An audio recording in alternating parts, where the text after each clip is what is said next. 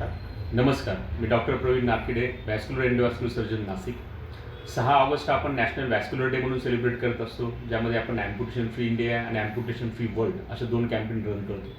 वॅस्क्युलर surgery basically हे शरीरातील रक्तवाहिन्यांशी संबंधित जे काही आजार आहेत, ज्यामध्ये बेसिकली रक्तवाहिन्याने येणारे ब्लॉकेजेस असतील किंवा त्यांनी येणारी फुगीरता असेल, यामुळे जे काही कॉम्प्लिकेशन्स होतात, जो काही त्रास तयार होतो, त्याच्याशी निगडीत उपचारांमध्ये हे स्पेशलिस्ट आहेत.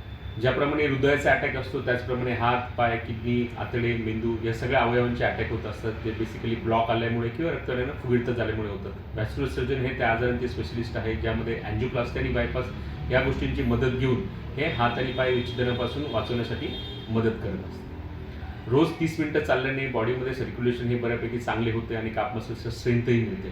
तर ह्या वॅस्क्युलर डेला आपण ही प्लेज घेऊया की walk 30 minutes daily to improve your vascular health. Thank you.